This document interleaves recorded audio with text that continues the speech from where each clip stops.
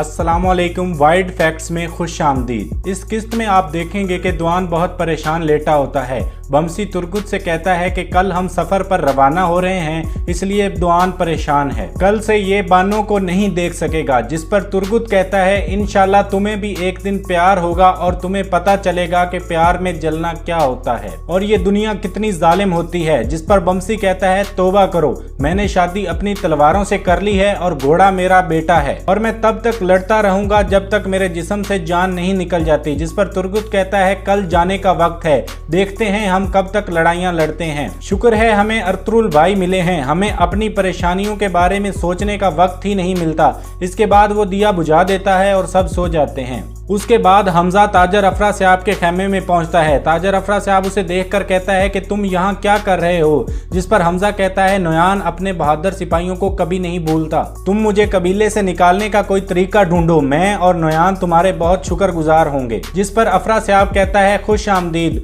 नोयान भी यही चाहता था और ऐसा ही हो गया। अगली सुबह सफर पर जाने के लिए अर्तुरुल तैयार होता है। वो हलीमा से मिलता है और अपने खेमे से बाहर निकल जाता है। बाहर उसके तीनों साथी उसके मुंतजिर होते हैं। कंदोगदो भी बाहर मौजूद होता है। वो अर्तुरुल से कहता है कि अल्लाह तुम्हारी मंजिल आसान करे, तेज जाओ और तेज आओ। वो दोनों गले मिलते हैं और उसके बाद अर्तुरुल और उसके साथी एक लंबे सफर पर रवाना हो जाते हैं। दूसरी तरफ ताजर अफरा सयाब भी कबीले से निकलने के लिए निकलता है। कबीले के दरवाजे पर उसे कंदोगदो मिलता है और वो उसे रोक लेता है। दरअसल ताजर अफरा सयाब ने अपने सामान में 2 लोगों को छुपा रखा था। इस दौरान सामान देखने के लिए कंदोगदो पीछे जाता है और वो हमजा को देख लेता है, लेकिन वो बिल्कुल ही नहीं चौंकता। दरअसल उसने ही हमजा को जेल से भगाया था। दरअसल जेल में हमजा ने बताया था कि वो नोयान का सर लाना चाहता है, इसलिए उसको एक मौका दिया जाए। इसके अलावा कंदोगदो को उसने ये भी बता दिया था कि ताजर अफरा सयाब नोयान से मिला हुआ है। उसके बाद कंदोगदो ने कहा था ठीक है, मैं तुम्हें जेल से निकालूंगा और उसके बाद तुम सीधे अफरा सयाब के खेमे में जाओगे। और उसके बाद कंदोगदो ने उसे एक खंजर और दरवाजे की चाबी दे दी थी।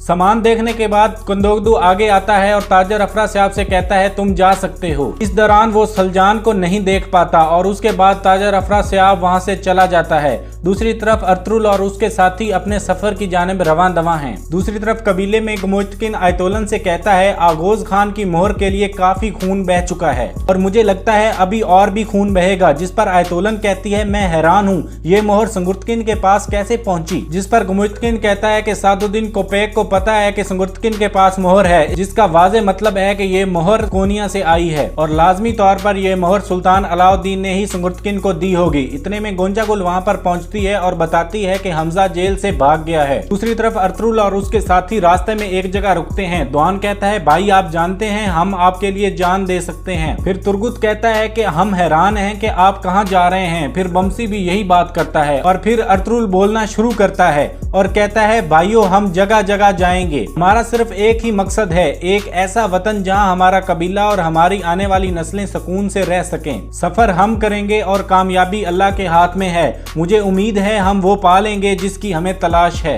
और ये सफर उन सब सफरों से मुख्तलिफ होगा जो अब तक हमने किए हैं। हम उन जमीनों से शुरू होंगे जहाँ से सूरज तलू होता है और उन जमीनों तक जाएंगे जहाँ तक सूरज गरूब होता है। तुर्गत समझ जाता है और कहता है इसका मतलब वो जमीनें जहाँ पे बैजेंटीन है, जहाँ पर सलेबियों की हुकूमत है। जिस पर अर्तुरुल मुस्कुराता है और हाँ में सर हिलाता है और फिर बमसी अल्लाह अकबर का नारा लगाता है। इतने में गेकली वहाँ पर पहुँचता है और सब उसको खुशामदीद कहते हैं। गेकली कहता है मैं आपके लिए खाना लाया हूँ, आप सफर में हैं इसलिए आपको भूख लगी होगी। इसके बाद सब लोग खाना शुरू कर देते हैं। इसके बाद गेकली अर्तुरुल से कहता है भाई आप बुरा ना माने तो मैं भी आपके साथ आना चाहता हूँ। जिस पर अर्तुरुल हाँ में सर हिलाता है तो गेकली खुश हो जाता है। दूसरी तरफ तोतकीन अपनी वालदा की कब्र पे बैठा होता है कि वहाँ पे उसका सिपाही गुआच भाग कर आता है और उसे बताता है कि हमजा जेल से भाग गया है। तोतकीन गुस्से में आ जाता है और कहता है ये कैसे हो सकता है। दूसरी तरफ कंदोगदो अपनी चाल के बारे में हाइमा खानम और संगुर्तकिन को भी बता देता है और उसे कहता है कि मैंने अपने सिपाही दुमरुल को भी अफरा सयाब के पीछे भगा दिया है। इतने में कोरकुत सरदार वहां पहुंचता है और गुस्से में कंदोगदो से कहता है हमजा कैसे भाग गया कंदोगदो। जिस पर कंदोगदो कहता है हमजा भागा नहीं है, मैंने उसे भागने दिया है। इसके बाद कंदोगदो कहता है कि अब हमजा के पीछे मैं सिपाही भेजूंगा, आप लोगों के अलावा सबको यही लगना चाहिए कि वो भाग गया है। इसके बाद गुमुश्तकिन और तोतकिन वहां पहुंचते हैं। तोतकिन गुस्से में आ जाता है और कहता है वो गद्दार कैसे भाग गया, उसने हमारे कबीले को इतना नुकसान पहुंचाया है। जिस पर कंदोकदू कहता है आतशी लड़के तुम यहाँ बैठो, मैं तुम्हें बताता हूँ, और उसके बाद सब लोग बैठ जाते हैं। दूसरी तरफ आप देखेंगे कि ताजर अफरास्याब नोयान की जानिब रवां दवां है। कंदोकदू का सिपाही दुमरुल भी उस पर निगाह रखे हुए था।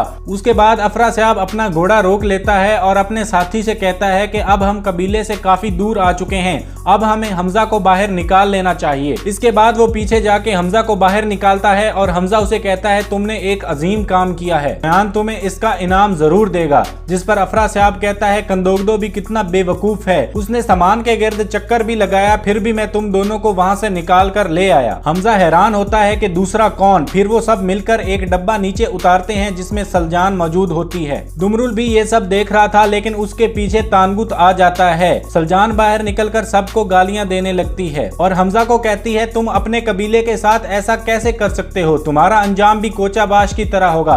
उसके बाद अफरास्याब उसे थप्पड़ मारकर चुप करवाने की कोशिश करता है। दूसरी तरफ तानगुत दुमरुल पर हमला करके उसको काबू कर लेता है और फिर उसको लेकर भी सलजान के पास आ जाता है। इसके बाद वो सलजान और दुमरुल को बांध देते हैं और उनकी आंखों पर भी पट्टी बांध देते हैं। हमजा ये सब चुपचाप देख रहा होता है। दूसरी तरफ हलीमा सुल्तान सलजान के खेमे में जाती है, लेकिन वहाँ उसे सलजान नहीं मिलती। इतने में गोपचे भी वहाँ पर आ जाती है और सलजान के खिलाफ बातें करनी शुरू कर देती है। हलीमा कहती है कि वो तुम्हारी बहन है, तुम्हें ऐसी बातें नहीं करने चाहिए। जिस पर गोपचे कहती है कि पहले तुम बताओ तुम मेरी बहन के साथ क्या करने आई थी, क्या तुमने भी सलजान के नक्शे कदम पर चलने का फैसला कर लिया है। जिस पर हलीमा गुस्से से कहती है अपनी हद में रहो। फिर गोपचे अपना खंजर निकालने लगती है, लेकिन हलीमा सुल्तान उससे पहले अपना खंजर निकालकर गोपचे की गर्दन पर रख लेती है और कहती है मुझे पता है तुम क्या कर रही हो, तुमने उस दिन मेरे गले पर खंजर रखा था जब मैं बहुत दुखी और परेशान थी। फिर आइंदा तुमने एक भी गलती की तो मैं तुम्हें माफ नहीं करूंगी। फिर हलीमा उसे धक्का मारकर बाहर निकल जाती है। दूसरी तरफ हाइमा खानम कहती हैं कि नोयान ने हमले के बाद और आदमी मंगवा लिए होंगे।